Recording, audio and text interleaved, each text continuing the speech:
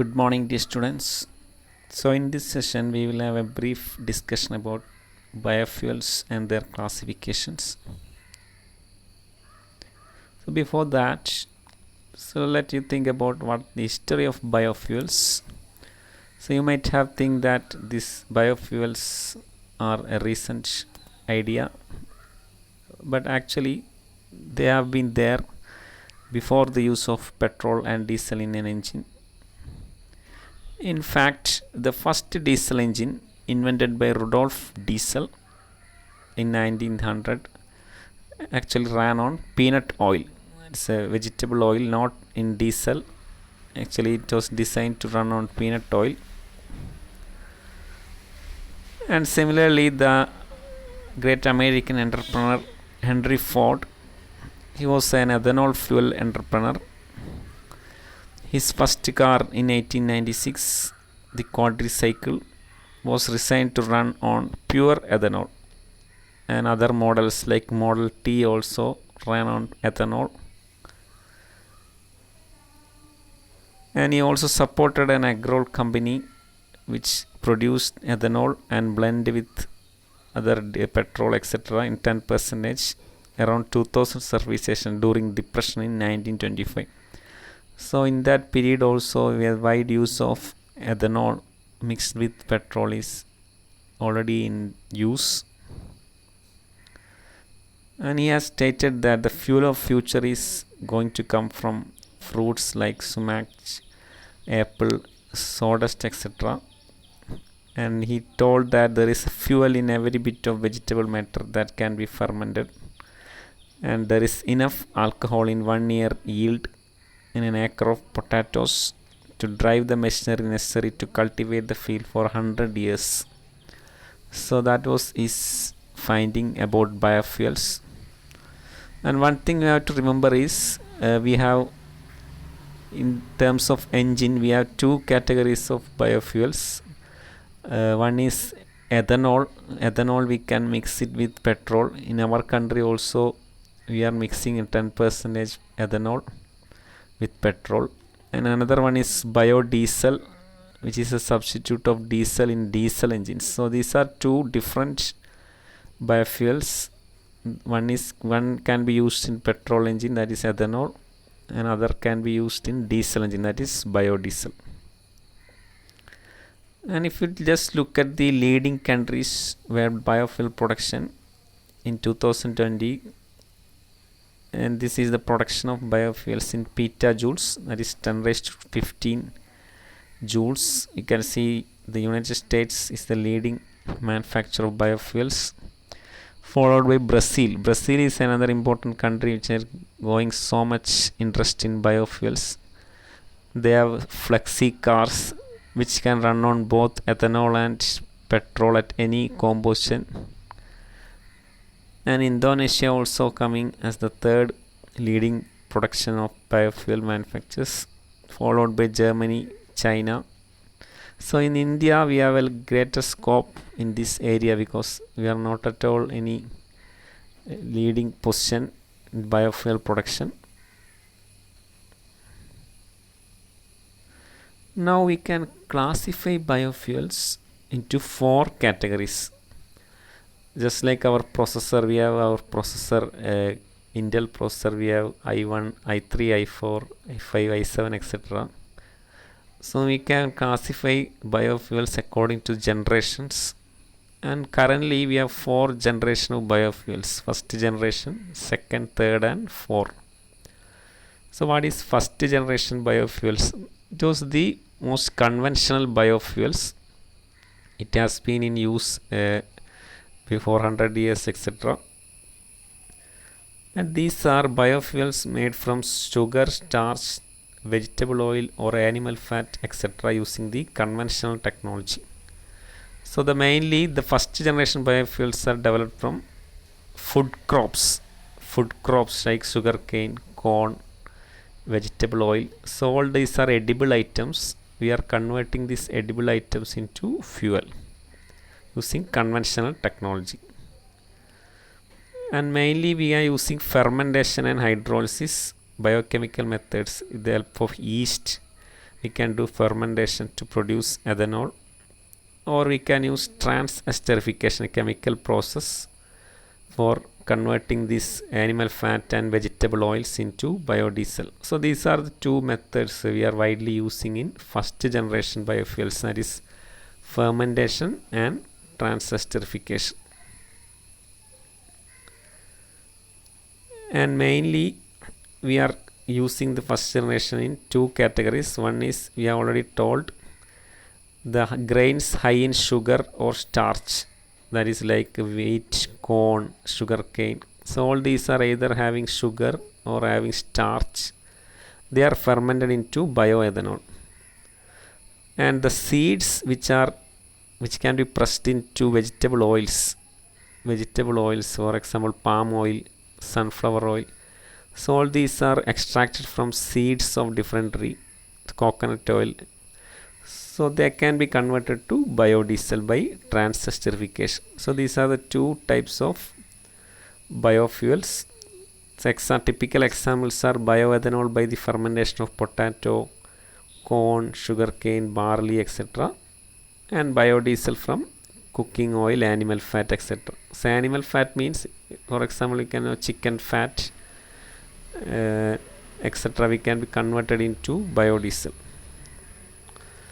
But the main problem why we are not using first generation widely now is it will responsible for a food versus fuel issue.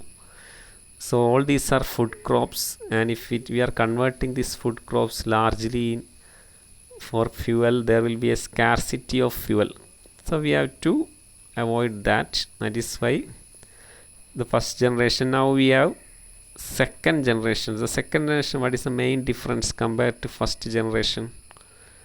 It is that these are developed from non-food crops, that is they are developed from non-edible crops, like as lignocellulosic biomass. Example, wood is a highly lignin content, lignocellulosic biomass, and other agricultural and forest residues, waste biomass. So we are mainly converting these into fuel in second generation. So they are not edible at all. And typical example is, we can create biodiesel from jatropha. Jatropha is a plant also found in India also. Pongamia seeds, and bioethanol from the wheat straw extracts, corn, stakes of corn, wheat straw, etc. So they are not edible parts, they are coming as a byproduct of this wheat production, corn production, etc. So this we can use for converting into biofuels. But here in first generation we have only two important methods, that is fermentation and transesterification. But here we are using a lot of biochemical and thermochemical methods. Thermochemical methods like gasification, pyrolysis, etc. are used for conversion of second generation of biofuels. And we can produce biohydrogen, biomethanol, dimethyl ether, Fischer-Tropsch diesel, etc. So these are the some output or biofuels we are obtaining from second generation of biofuels. Then what about third generation? So third generation is after second generation. We have developed a third generation of biofuels. These are mainly from extracting oil of algae. They are sometimes called as oil gas. So that is another development in this biofuel area. We can develop biofuel from algae. Examples are biodiesel from microalgae and bioethanol from seaweeds and microalgae, etc. So the main advantage is, compared to first and second generation, the third generation does not require any cultivable land. So for creating or producing this first and second generation, we require a lot of land, cultivable land. But here it is not required. We can use the ponds and other water sources, water bodies, for the production of microalgae and seaweeds, etc. And they are very fast growing compared to first and second generation crops. and their production cost is etc. are very low. When they are giving only nearly 30 times the energy per unit area. That is the important advantage of third generation biofuels compared to first generation. So if we have the same area, suppose we have a 1 square kilometer area, and we are cultivating the first generation biofuels like sugar cane or wheat or other vegetable seeds etc., and in the same area if you are cultivating this algae, we can develop almost 30 times energy from the developed biofuel. So that is the advantage of third generation of biofuels. And after that we have one more, that is the fourth generation biofuels. It's a recent development in biofuel area. These are biofuels genetically modified. So these are extended version of third generation. Third generation we are using algae, and in this we are using genetically modified algae which alter the properties and cellular metabolism. So we are increasing the production rate by genetically transferring. We are increasing the growth rate of the algae and CO2 capture ability etc. But they require high investment, initial investment costs. For genetically modifying we require very high investment costs, but they may be economical in long run. But yet it is in an infant stage. So with this potential environmental and health risks are to be studied. So they are in this newly developed area. The research is going on in fourth generation of biofuels, and this is the overall production routes for converting first and second generation of bio food crops or feedstocks into biofuels. So you can see we have, if you have a lignocellulosic biomass which is in lignin and cellulose like wood or wheat straw etc., we have several options. One is we can use gasification.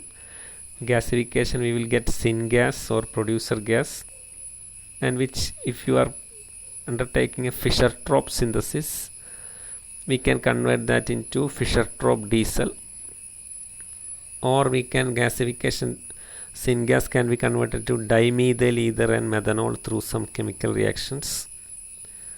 And another option is for lignocellulosic biomass we can use pyrolysis, where we will get the pyrolysis oil,